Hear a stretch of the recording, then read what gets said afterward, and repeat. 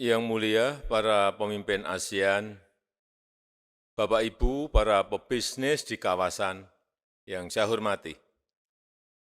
Setelah 20 bulan menghadapi kesulitan besar pandemi COVID-19, saat ini kita melihat harapan baru.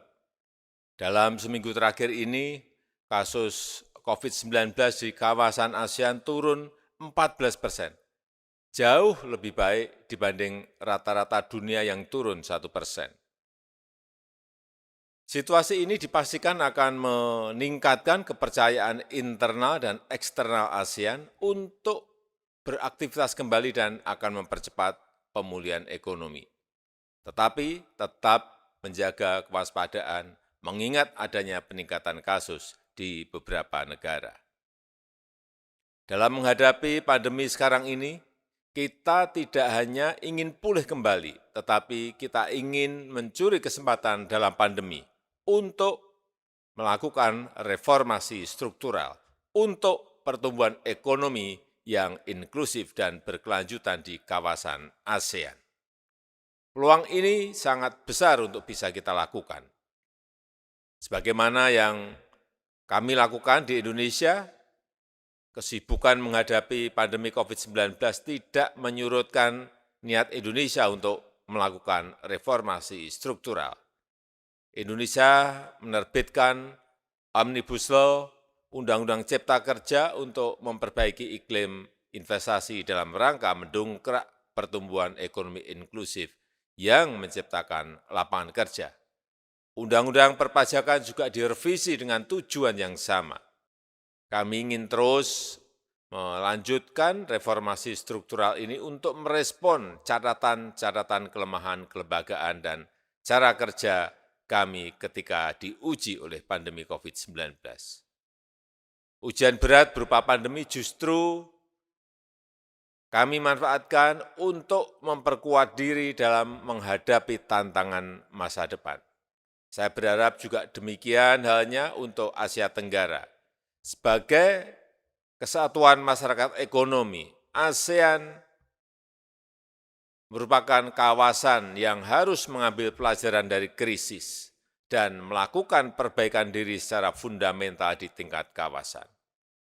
Yang mulia, para pemimpin ASEAN, para pebisnis yang saya hormati, kesamaan visi, semangat, berkolaborasi, dan kebersamaan langkah merupakan kunci utama kebangkitan ekonomi ASEAN. Pertama, penanganan kesehatan harus tetap menjadi prioritas pertama. Agenda jangka pendek untuk mempercepat dan memeratakan vaksinasi di semua negara di kawasan harus kita lakukan bersama. Target vaksinasi penduduk ASEAN sebanyak 70% harus segera dicapai secepatnya. Pemerintah dan pelaku bisnis di kawasan harus bersinergi untuk melakukan aksi bersama. Sedangkan ASEAN dalam jangka menengah perlu membangun protokol krisis kesehatan agar kawasan ASEAN lebih tahan menghadapi krisis kesehatan di masa depan.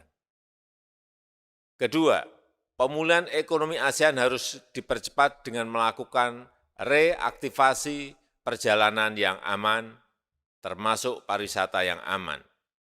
Menurut catatan UN, WTO, tingkat pembatasan di Asia Tenggara adalah yang tertinggi di dunia, yaitu mencapai 82%. Dengan situasi COVID-19 yang semakin terkendali, pembatasan tersebut bisa dikurangi. Mobilitas bisa dilonggarkan, tetapi harus menjamin aman dari resiko pandemi. ASEAN Travel Corridor Arrangement Framework yang digagas Indonesia setahun yang lalu perlu segera diimplementasikan. Pengakuan sertifikat vaksin di kawasan termasuk interoperabilitas sistem vaksin harus segera dilakukan. Pengaturan travel bagi masyarakat yang telah divaksinasi dan sehat negatif COVID harus dibuat. Vaccinated travel lane di kawasan. Jika semua negara ASEAN segera memfasilitasi mobilitas masyarakat dengan aman, roda ekonomi bisa kembali bergerak. Indonesia juga telah membuka secara bertahap Bali untuk safe tourism dengan protokol kesehatan yang ketat. Indonesia membuka Bali setelah tingkat vaksinasi Bali secara penuh telah mencapai 84,8%. Indonesia akan membuka secara bertahap wilayah yang lain yang tingkat vaksinasi penuhnya melebihi 70%. Ketiga, adaptasi kegiatan ekonomi kawasan menuju ekonomi digital harus dipercepat di semua negara.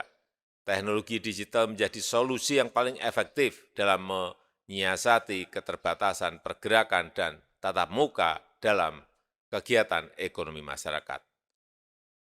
Sebagai kawasan dengan pertumbuhan internet tercepat di dunia, potensi ekonomi digital ASEAN sangat besar.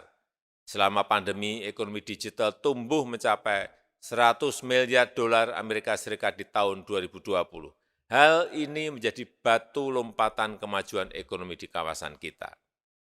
Indonesia mendukung ASEAN menjadi sebuah digitally connected community.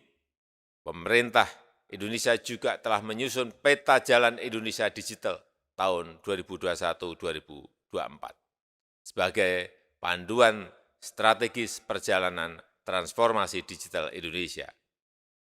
Nilai ekonomi digital Indonesia juga sangat menjanjikan, diperkirakan mencapai 124 miliar dolar Amerika Serikat pada tahun 2025, setara dengan 40% total nilai ekonomi digital Asia Tenggara. Saat ini Indonesia memiliki startup sebanyak 2.229, kelima terbesar di dunia.